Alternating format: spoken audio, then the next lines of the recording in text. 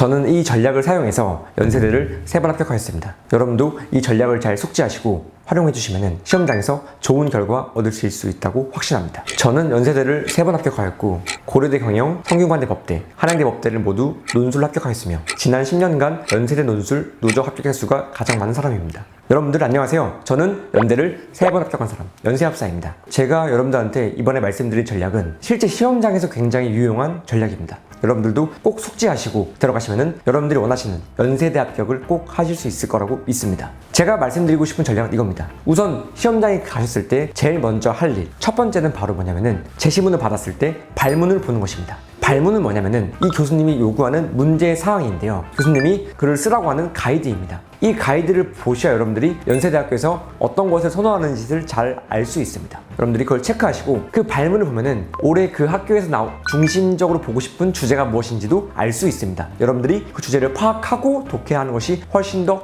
효과적입니다. 그리고 동시에 여러분들 하실 것은 이겁니다. 제시문들이 있을 것입니다. 가, 나, 다, 라 이렇게 제시문들이 있을 때 여러분들이 글을 보시면서 먼저 이 제시문들이 과연 단순히 정보만 제공한 형태의 제시문인지 아니면은 이 제시문이 뭔가 의미를 해석해야 되는 제시문인지를 분별하셔야 됩니다. 무슨 말이냐면은 정보 제공형 제시문은 이겁니다. 제시문 독해만 잘하면은 그 제시문의 내용들이 다 나와 있는 제시문이고 의미 해석은 예를 들면은 이게 시, 소설, 수필일 수도 있고 무언가 내용을 함축해 놓은 형태의 제시문입니다. 이런 함축된 형태의 제시문들은 아무래도 한 번 더 생각해야 되기 때문에 여러분들이 그런 제시문들보다는 먼저 정보 제공형 제시문들을 통해서 빠르게 정보를 습득하시고 그 다음에 나머지 의미 해석형 제시문들을 독해하는 것이 좋습니다. 연세대라는 큰 성을 공략하기 위해서는 밑도 끝도 없이 공략하는 것이 아니라 일단은 내가 부시기 쉬운 부분부터 야금야금 점령해 나가야 됩니다. 그 전략을 쓰기 위해서 여러분들이 제시문들을 보시고 이게 먼저 정보를 제공하는 제시문인지 아니면 의미를 해석해야 되는 제시문인지를 정확히 파악하시고 정보 제공형 제시문들에 먼저 힘을 쏟는 것이 좋습니다. 그렇게 얻게 된 정보들을 바탕으로 해서 의미 해석형 제시문으로 넘어가시면 좋습니다. 다음으로 여러분들이 조심해야 되는 것은 제시문들 독해하실 때 하나하나 너무 얽매지 마시고 한 번에 전체 제시문들을 빠르게 보는 연습이 중요합니다. 전체 제시문을 한 번에 훑어보셔야 되는데 보통 학생들이 제시문을 읽다가 뭔가 막히게 되면은 거기에 막혀가지고 계속 생각하게 됩니다.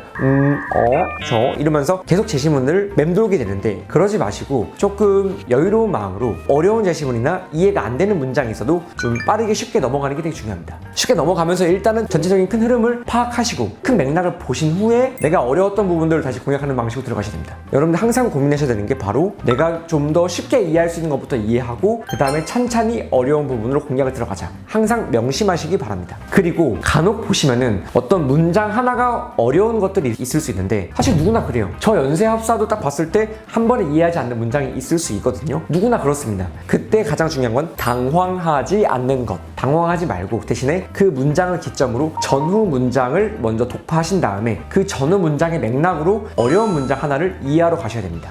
난이도가 있는 어떤 논문이나 글들을 보시면은 조금 더 이해하기 편할 수 있습니다. 이런 식으로 뭔가 어려운 문장들을 하나하나 독파해 나가면서 내가 이해할 수 있는 범주를 넓혀가는 연습을 하는 것이 연세대 논술에서는 특히 중요합니다. 동시에 여러분들이 시간 조절을 많이 힘들어 하는데요. 시간 조절은 이렇게 하시면 좋습니다. 사람마다 글을 쓰는 속도가 다르거든요. 연세대를 기준으로 한다고 하면은 연세대 기출문제를 풀어보시면서 제시문 분석과 기호 작성을 다 하고 천자를 작성하는 데 걸리는 시간이 몇 분인지를 체크하신 다음에 그 시간을 계산해서 여러분들이 미리 준비하시면 좋습니다. 예를 들어서 연세대학교가 총 시험 시간이 120분인데 1번 답안지 천자 작성에 30분이 걸린다 라고 하게 되면은 1번 문항에 천자 그리고 2번 문항에 천자 이렇게 해서 총 이제 이 천자를 쓰는데 총 1시간이 들어갈 수 있습니다. 그러면은 총 전체 120분에서 60분을 빼서 내가 60분 동안 제시문 분석과 기호 작성을 해야겠다. 구상을 잡아놓고 답안 작성하시는 것이 좋습니다. 이렇게 계획을 해주셔야 여러분들이 실제 시험장에서 당황하지 않고 갈 수 있습니다. 그리고 여러분들이 꼭 연세대에서 주의해야 할 부분이 어떤 특정 제시문이 중의적으로 해석되는 부분이 있을 수 있습니다. 어떤 제시문이 중의적으로 해석되는 부분이 있다라고 하게 되면은 그 제시문은 별표를 쳐놓으세요. 그 제시문만 잘 이해해도 여러분들이 연세대생이 될 수도 있습니다. 그런 것들을 연세대에서 좋아하기 때문에 여러분들이 거기서 함정에 빠지지 마시고 중의적인 제시문을 억지로 해석하기보다는